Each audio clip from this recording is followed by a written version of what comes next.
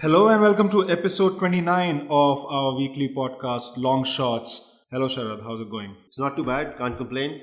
Great, man. And usual high-level house checks. Do make it a point to subscribe to our channel now. We are streaming on Spotify, Deezer, Apple Podcasts, and pretty much any podcast app that you like. So do subscribe so that you get that nice little notification every time our episode goes live.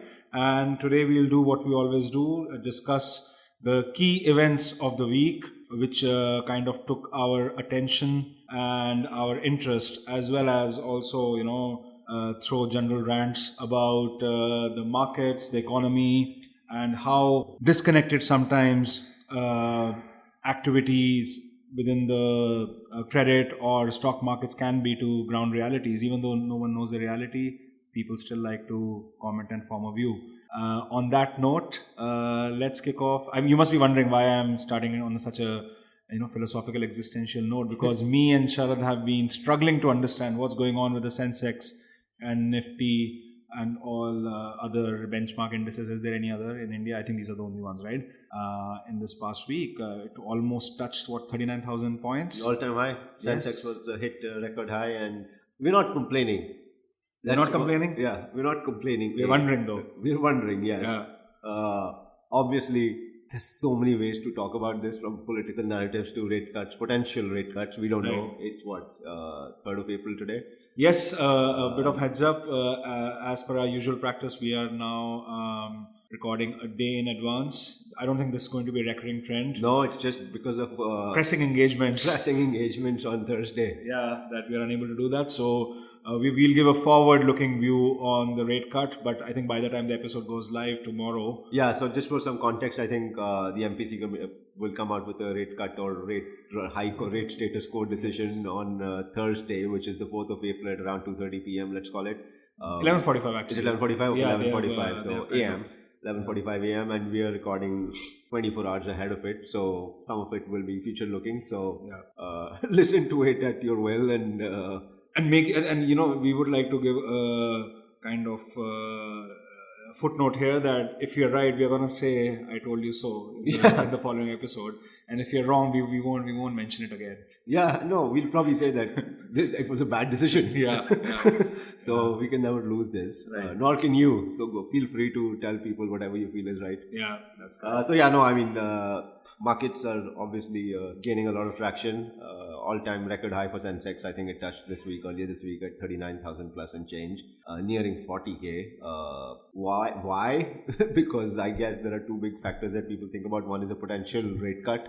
Right. Ranging from 25 basis points to maybe 50, but I think 50 is far-fetched. Right. 25 may be possible. We'll talk about that.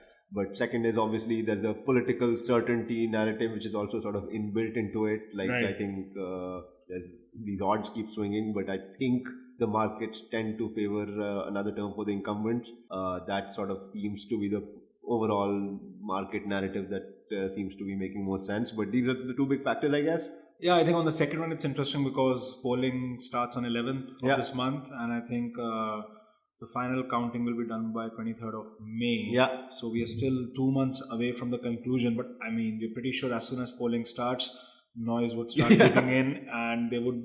So that would be the period when political uncertainty again would creep back. Yeah. So I guess people are just booking their positions in a run-up to 11th of April. I don't understand it. I think from a trader's perspective, obviously it's a gold Right mine, curve. right curve. But yeah, I mean, as I think you and me both have a more value investing mindset, so we obviously don't tend to pay too much attention to those factors.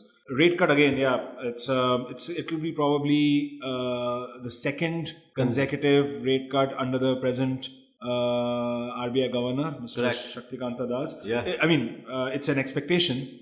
Let's see if it comes out. Yeah, and widely expected from economists as well. And Yeah. sort of with inflation at 2.1%, retail inflation, if any, for anything, hitting 2.1%, well below Right. the 4% sort of target. So I guess that's another factor to justify it. I mean, even if you look at inflation on a 12-month historical basis, it has calmed down considerably. Yeah. If you look at it on year-on-year basis, I think it was riding almost 4% plus, the same time last year. So no wonder. Secondly, in terms of, I mean, I don't know. Maybe this is also like a messaging tool. I mean, I'm no longer very sure about the quote unquote independence of RBI. So Are you sure about the numbers though? I know. I think yeah, the numbers are probably you can take them at face value. What choice does one have? We don't. But yeah, definitely in terms of timing it, I mean, I'm pretty sure that might have some role to play into this. The last rate cut definitely had optical or timing oriented perspective. Because the last rate cut was the first one after the change of leadership. That would have been very funny if after Mr. Patel resigns and Mr. Shaktikant Das comes in the first FBC meeting, he raises rates or something. Then that would have been like a pop-up. That's exactly the point, I think. And in addition to that, I think the usual rally happens because in anticipation of the rate cut, financial stocks go up. Yeah, and overall markets as well. And by various schools of thought, I think we've talked about it as well. Right. But generally, when rate cut, markets tank off. I mean, all mathematical spreadsheet model junkies lower their discount rate, all of a sudden valuation jumps up. I mean, that's the clearest mathematical way of looking at it. But there are so many ways to argue. But surprisingly, there was this another interesting story. I think we included in one of our cover emails recently as well. That I think Bloomberg published that Asian markets generally love April as a month to go bullish. I think they were looking at the MSCI Asia Pacific Index, of which the Indian indices form a small part. But there's this, entire fiscal year and optimism in general. Yeah. That, March is over and, companies are a bit more reassured of their outlook for the future. So everybody's a bit more optimistic in general in terms of commentary. Yeah. Obviously, in the Indian scenario, the local factors such as the rate cut and elections, probably, things like, even banking sector restructuring, like recently the merger of three public sector banks kind of closed. So now that is going to be the second largest PSB after State Bank of India. Yeah, that's Bank of Baroda plus Vijaya Bank plus Dena Bank that happened. That closed this week as well. I mean, that's the thing. And considering all of that, I mean, I always try to look at fundamentally if something has changed. Yeah. And I think there are more questions to be asked because I think there was a Liveman story recently as well, which talked about, new projects, the capex going to new projects. It's 46% lower year on year for India. Oh, year on year. Yeah. So that's basically the investment that companies are setting aside, both across public sector and private sector. So, I mean, there is a slowdown. There's no doubt about it, right? Overall, I mean, there's a slowdown in the US. There's a slowdown in India. And obviously, with the rate cut coming in India, there will be, I think, more expected capital outflows to the US. I guess US rates are expected to stay steady in the short term. So nobody can deny that. And a slowdown and a symbol of slowdown kind of going in concurrence with, people buying in the major indices. I mean, there's obviously some sort of a fundamental fallacy there. Yeah, it's fundamental. I mean, one can sort of argue that now with the lower cost of debt expected upcoming, so they probably expect a reversal in the year-over-year capex numbers. Maybe if not 43 down, maybe it's becomes down 20, and slowly sort of someday it probably even goes up from a year-over-year basis. Right. And people, it's timing, right? People just want to front it. Yeah. People want to get ahead of that curve. Yeah. And then the herd mentality kicks in, right? Yeah, I mean, it's a trading mindset, right? It's a trading mindset, and it actually benefits a lot of guys. Yeah, I'm not complaining as most. I think mutual fund managers won't be complaining either, even if it's. But do you forecast some sort of a major correction after July? I think so. I mean, we've talked about, like, again, we're not let's not give our views, put a disclaimer out there. We're not in the advising business, but I think there's a definite slowdown or correction that's going to hit the US and would be a major slowdown correction, which I think will hit every other market. So, and fundamentally as well, I think there will be some major correction, and a short-term correction following the elections and the rate cut noise. I think there might be an opportunity to get in there. Right? Yeah, because I think already things are things have already become dearer at the moment. Right? Yeah. So one can wait out if one wants to take a major position till the election time is over. Yeah. And And you were talking about it, which I found interesting. A big Supreme Court judgment. last Yes, night. yeah, I completely missed that. I missed it. I literally missed it. I read about it today in the morning, and Yeah. that's something. I mean, the background is, as many of the listeners might recall, that in February 2018 there was a RBI circular which actually laid rules for banks to take back their dues from quote unquote errant borrowers. So it pretty much Defaulters. directed the banks go to NCLT. Yeah. Right. And the Supreme Court pretty much deemed that circular as unconstitutional yesterday, saying the that law. that is outside the remit of RBI. It's too broad. You just cannot tell banks to go to the NCLT. That's a commercial decision that they'll take as per their own short-term / medium-term requirement. So that I think was a kind of major smack on the wrist for the regulator. And from a market perspective, I think it's very interesting because when in February 18, if you just look at the NPA disclosures starting from Q4 2018, there was a spike, and the spike was almost in the range of around 2.5 lakh crores. Yeah. And that was pretty much because of this circular. Yeah. And banks were like forced to recognize When NPAs. was this circular? I remember. Is it February? Feb 12th, 2018. Yeah. So banks were kind of compelled to recognize NBAs because normally, there are a lot of these forbearance clauses which banks apply. So for instance, if suppose a 90-day period has gone by and you have already defaulted. So I mean, there's a set classification or some sort of a framework the bank would use to classify your loan as non-performing. Yeah. And there's a real consequence of that classification because as soon as the bank does that, the regulator will push the bank for parking higher capital to back it, right? Yeah. Higher loss absorbing capital, basically. Credit rate, everything kind of gets then plugged. Yeah. But I mean, even though I think the RBI frankly overkilled at that point of time, I think I would take overall. I think it was a positive thing in my view because I think that pushed a widespread recognition and provisioning of NPAs on an accelerated basis. Yeah, right. Which the system needed at that time. Which the system probably needed. Still probably currently needs. Yeah, I mean, I think at least now the market has reasonable amount of visibility on how big the NPA crisis is thanks to that. But yeah, I mean, it was a case of regulatory overreach. So good that it was checked. Yeah. That came in yesterday. Big story. Worth sharing with our listeners. And with that, sort of let's move to the next item that we wanted to discuss. We can start with, which is the world's most profitable company, Nikhil. Yes, the world's most profitable company. It's no surprises there. Saudi Aramco, the state-owned oil major. Within the Kingdom of Saudi Arabia, $224 billion of EBITDA. Yeah, $224 billion in EBITDA, which just for context and comparison, Apple 2018 reported EBITDA was around $82 billion. Right. ExxonMobil was $40 billion. Right. So, and this guy is $224 billion. Which guy? Saudi Aramco. Who's the guy? Who's the guy? Yeah. Saudi Aramco.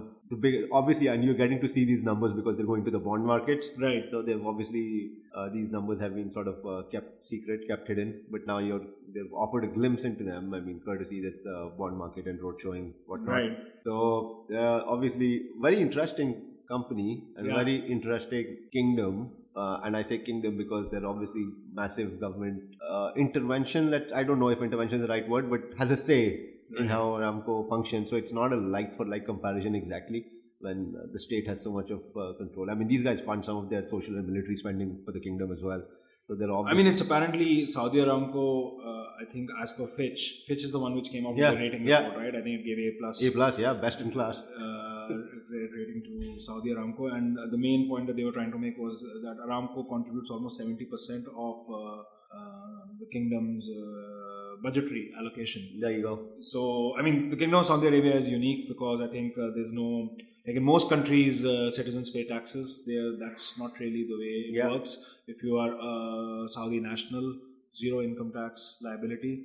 If I think you are a non-resident, there is some marginal 20% income tax requirement.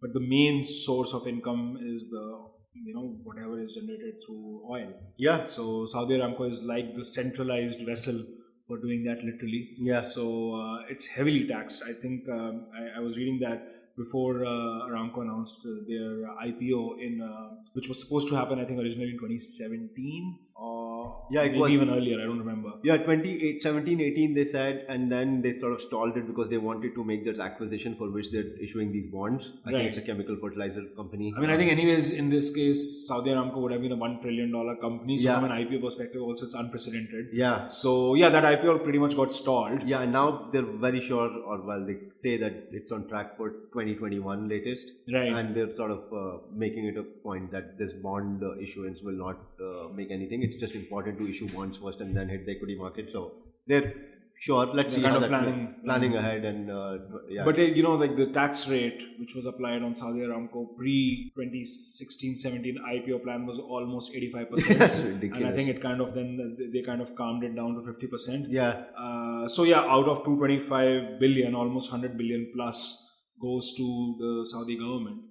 as their revenue accrual. No wonder they use EBITDA when they want to make the story of most profitable. Yeah. What happens after tax? That's correct. That's correct. I mean, that's the model there, right? I mean, effectively, I think the citizens are granted major social security and financial support from the state. Yeah. They don't have to pay any taxes. And the oil companies are pretty much state driven, and they are the ones who act as the primary source of revenue. And yeah, I think the present Crown Prince MBS, he basically, that was one of his major points, right? That he wants to shake that status quo, that run companies on a more commercial basis. Also, I think consider personal taxation. Yeah.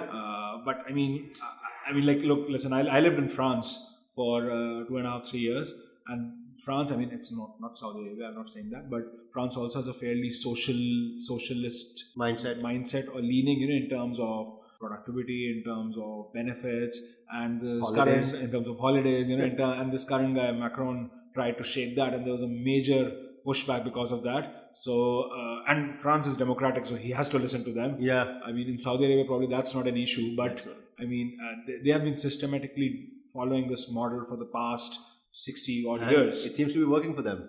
Yeah, as long as the bills are oil is driving. Yeah, and now they're sort of financially diversifying, right? Big investors in SoftBank's funds and. Yeah, I mean that's what this guy has started, right? Yeah. I mean, I think UAE, like Dubai and Abu Dhabi, are the best examples of how diversification can also work. Yeah, they started almost 20-25 years ago. That that let's make Dubai and Abu Dhabi tourism hubs. Yeah.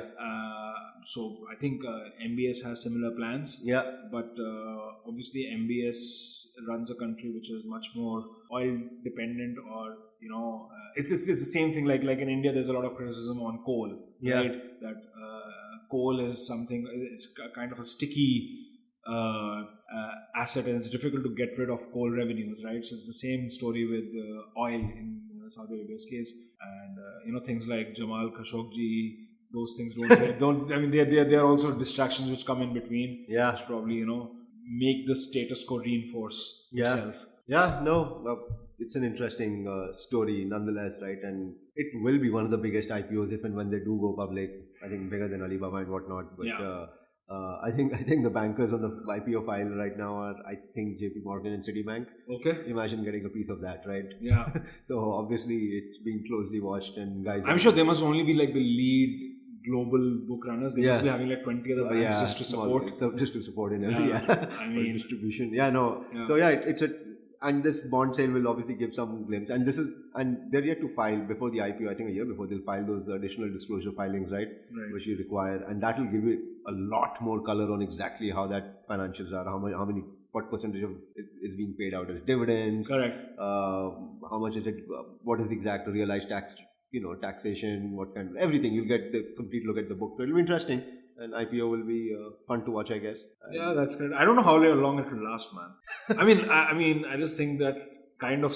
I mean, if suppose they are listing themselves on, I don't know which stock exchange they're going to choose. Yeah. I mean, if they're going to list themselves or like on NYSE or Nasdaq or LSE, the mainstream guys. I mean, the transparency and disclosure requirements are massive, so extensive. Yeah. I don't think they have the stomach to comply. Yeah, that. Yeah. I mean, but yeah, I mean, got to embrace it, I guess, disclosures. But yeah, no, that's a fair point. maybe these guys relax the requirements for someone like Saudi Aramco. I mean, it's such a big stock to, it's such a big ticker to get on your thing, right? Yeah. They might say,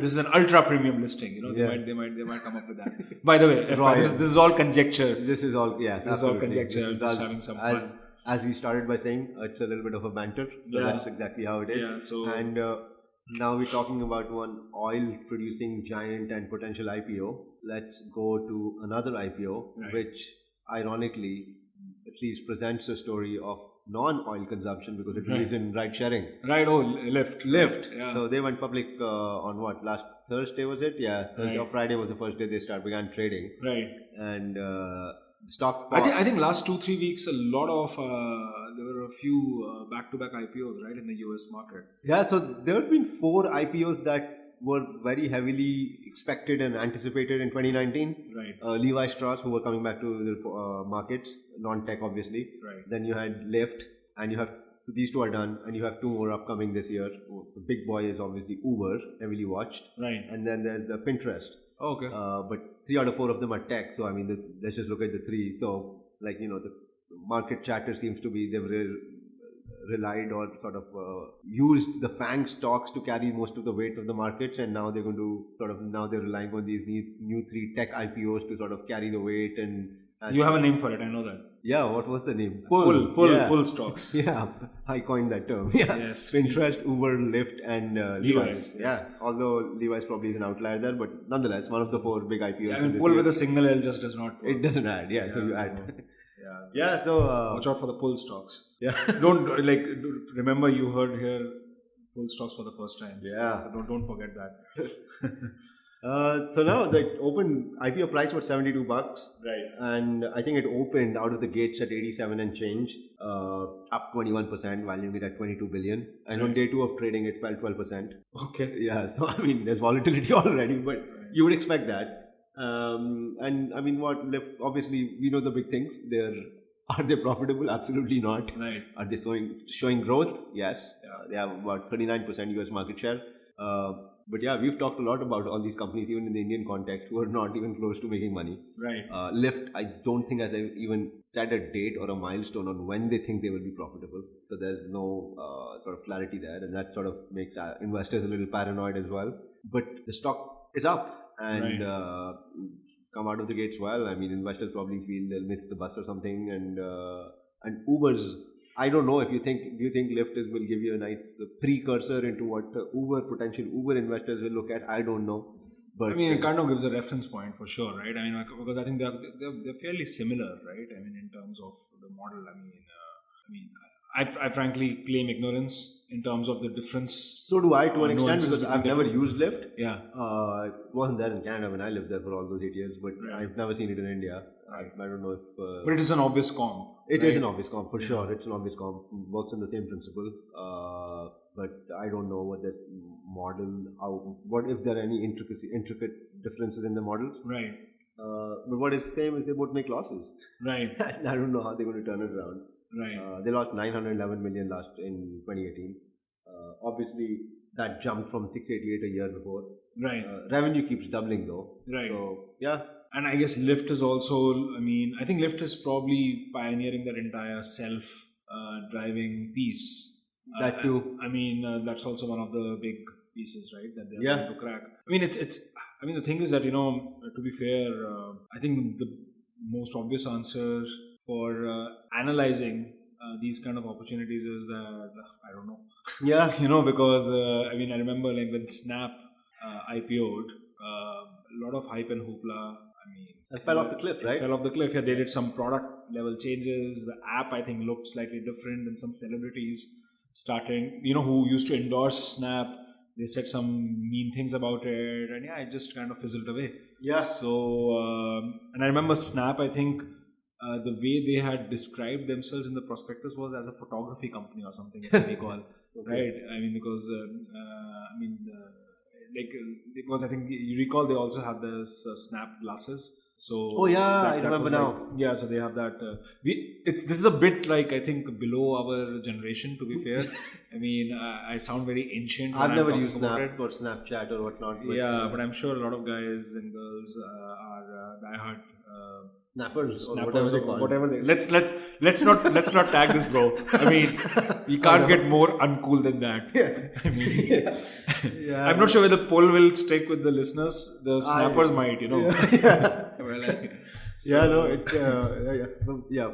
Point taken. But the way the Lyft stock has behaved in the last 2 or 3 is exactly like Facebook. Okay. And sort of went through that initial jump and then fell off, and people started raising questions. But now look at it where it is now, right? People who subscribe to the IPO are clearly in the green by a country mile. So people obviously think that there's an opportunity of missing out. Yeah. And that's enough, right? We talked about herd mentality. To be fair, Lyft is again not a tech company, right? I mean, Lyft is a transportation company. It's a modified taxi service, right? Yeah. So maybe we have not looked at it from that perspective. Yeah. Maybe there is some story then. Right? Yeah. No, most funds and obviously sharp investors are buying it. So then obviously they've done their due diligence. When people put their own money, then obviously there's some kind of merit to it. But it's hard. There's so many counterintuitive pieces that show up these days where they're not making money. How do you make money? And we've talked about in the Indian scenario, right, with the food giants and whatnot. There is just so much. The consumer is the ultimate winner right now. The thing is that like Amazon had a very similar story, right? For 20 years, they were not making any money. Yeah. But the difference I think there was that it was pretty much a monopoly. It grew and grew and grew, and then I think people started noticing Amazon's power once it had probably captured 70 or 80% of e-commerce in the US. Yeah. Before that, nobody was even noticing. I think Amazon hit that sweet spot of when the internet was a new thing. When tech products was a comparatively new thing, or a tech products available within the online realm was at least a new thing. Sure. Right. I think same stories with Netflix. Right. Netflix kind of was Amazon and Netflix had some sort of a first mover advantage. Yeah. Right. And their spaces did not get disrupted by a similar player during their meteoric rise. Yeah. But I think perhaps makes us a bit unsure about opportunities like Lyft is that, because at the end of the day, it's you do have 3-4 big players who are doing that. Exactly. Right. And a lot of countries have their own domestic players. A lot of countries have their own domestic players. Correct. Yeah. So, I think that's where it kind of, even Lyft is not 100% of US market, right? It's 39%. 39%, correct? So, I think Amazon kind of and Netflix, they hit that sweet spot at some point of time. And once they had scaled up to a certain level, only then the Amazon Prime videos of the world woke up, right?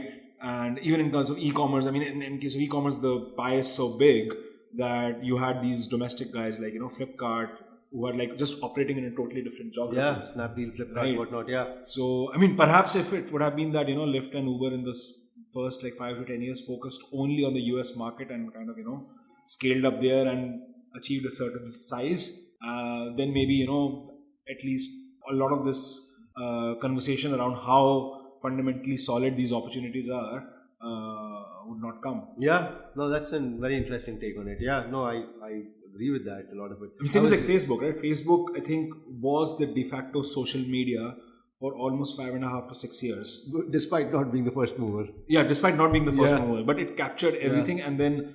Yeah, it was only at I would say when it kind of peaked, that's when Instagram came in, that's when, WhatsApp came in, and they kind of formed their own niches, but Facebook's dominance was unquestionable by then. Yeah, and they themselves started off with a 100 billion valuation, if I remember correctly. Correct. So, their utility, now, even right now, most people might not be using Facebook anymore, but most people are on it in some form or fashion, right?